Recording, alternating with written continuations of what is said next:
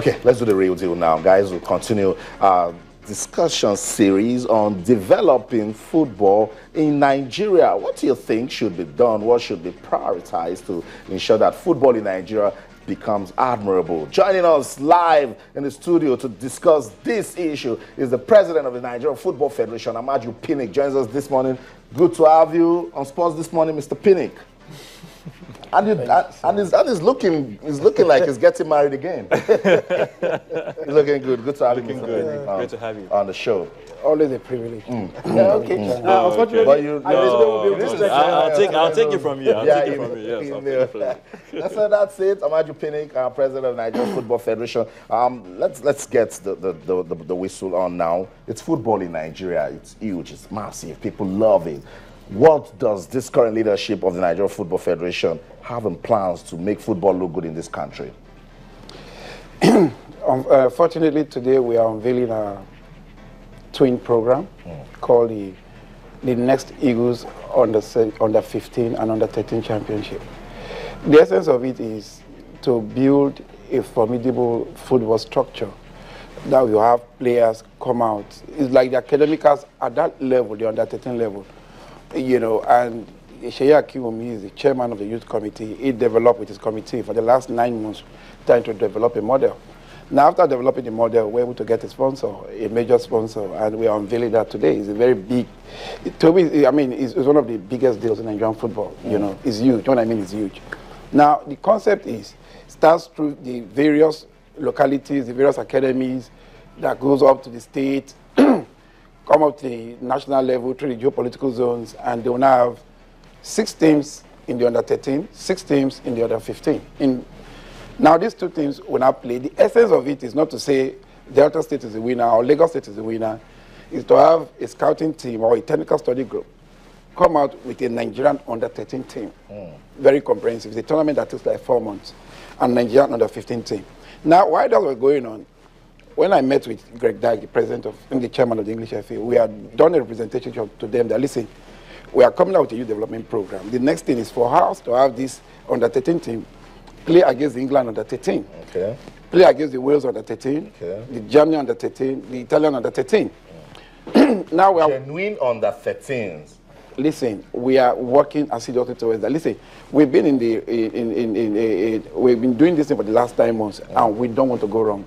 And I'm not that kind of person that want to come and start, you know, saying football age or no age. I mean, if you know Amaju Pinnick, you know that I always believe in doing things the right way, and that's what we want to do. We must be able to achieve that so that when we see under 17 plays, if he's playing under 21, we know he's under 21. That's it. I don't want to be called and asked, how old is this guy? You know, what's his real age? To me, is ridiculous, you know. Now, the essence of doing that is, once we have this team, we'll give them some kind of honorarium, some kind of scholarship. You know, monitor them in school, but they, in turn, must have a contract with the Nigerian Football Federation. We have a contract with the Nigerian Football Federation, their parents and Nigerian Football Federation. Now, we are going to create what's called a football development fund. Because if we didn't project Ian Achot today, the Nigerian Football Federation, under Aminu Megeri, there's no way Man City would have seen him and signed him. That's true. If the NFF again did not project Awoni, there's no way Liverpool would have seen him. What is the benefit to the Nigerian Football Federation? Nothing. I'm coming. So we are coming to say yes. We want to benefit. Not as a way of saying we want to get money into our pocket, but as a way of having a revolving fund, whereby once we have this money into this fund, we should be able to go out more and develop more Nigerians. Like you said, if you know the talent we have in this country, Ibe will not say he wants to dump Nigeria. I know, and if we want to go back to that era of the Golden Eagles, the Golden Generation 1994 set, we must start today. That's right. It might not culminate in our time. It might not yield fruit in our time, you know, in the Federation. So this is so by next year, because our sponsors is a deal we have for 4 years initially, then it goes on. So from next year, we'll have, these people would have graduated to under 14, then under 16, then we have another under 13 again. So every year we have talents coming out. They are not just going for the Super Eagles. Mark you, when they are coming from the various localities, to states, to local government, through the clubs still sports them. Premier League clubs, championship clubs, club in nationwide and all those stuff, still spot them and say, yes, we can take this. But that is it. We've done something really, really comprehensive, you know, and that is exactly where we are going to in Nigerian football. Now we've been able to stabilize the league to an appreciable extent. That's why we commended the leadership of the league. We've been able to build the league. You can imagine Sunshine yesterday losing at home, Kano Pillars losing at home. I mean, credit should be given to Nigerian Football Federation, for Christ's sake. Please. You know, we've done all those things. How do we do it? It's one of our quick impact programs. And what's the quick impact program? Training referees. Training referees, and look at the impact, it's huge. It's not just training referees and making them understand that, listen, you must do what referees are called upon to do. Well. But now, we now have Nigerian referees officiating everywhere. We had a Nigerian referee officiating in the FIFA Beach Soccer World Cup. The only two from Africa selected. When was the last time Nigerian referee was on call in international? I was waiting for them to officiate at the Nations Cup or the World Cup. No, the Nigerian referee officiated in last Nations Cup. Not center. Not center. No, I mean, listen. All right, Mr. Pinnick, you've been able to go into the direction of the next question I was about to ask you. But I wanted to say, how sustainable is this? You've said a little about it. But can this program outlive your administration? Is good, is laudable? What I'm saying is, they say we've been on this thing for the last 9 months. I remember when we came on, this is going to be 1 year in the next 3 weeks, you know. When we came on, I mentioned about long, short, and medium-term program. And among the medium-term or the long, short-term program is what's called the Quick Impact Program, the QIP programs. And one of the QIP programs is to train referees, train coaches, acquire the latest technology in match analysis and all those stuff, which we did. Now, it's impacting.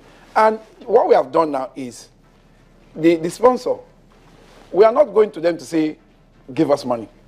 What we have done is a very novel arrangement that we have with our sponsor, you know. And the arrangement is, paying only a salary is one of it. And that was the deal when they say, oh, I want you went to London and all this stuff. Because they were meant to be paying him through their London office, you know. It's a Nigerian bank, it's a huge bank, and we are very excited about them. And they are very passionate about developing football in Nigeria. Now, it's part of it is to pay all his salary for the next 1 year, you know.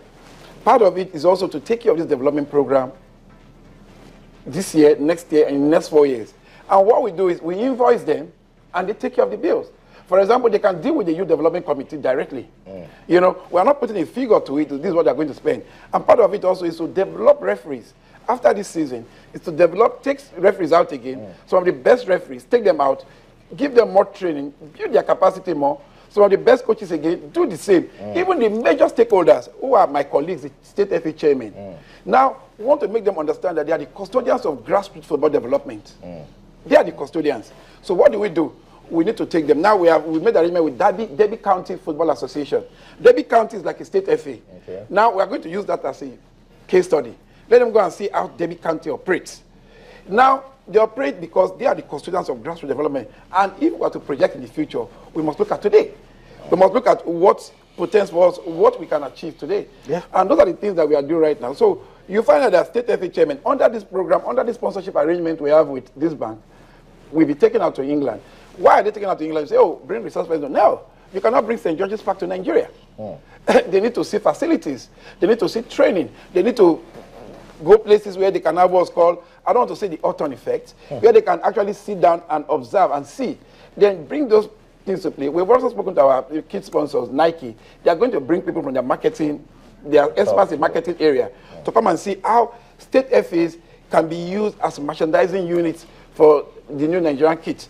This Nigerian kit, sorry to say, let me just use this to say, this one is like, you know, when we entered the arrangement with Nike, they brought this out. But let me assure you, if you see the Nigerian kit that Nike is bringing out, it's one of the best for Nike kits ever. And make it available. Listen, listen, I'm telling you, we got into the Nike deal. We did everything. Everything was within a split second, so to speak, you know. Now they were able to bring out what they brought out. It's okay, I mean, but what they are bringing out now is what we, myself, the chairman of the league, my best president, listen, you will see it and you'll be proud to say it. And when the players wear it, they know that they have to win.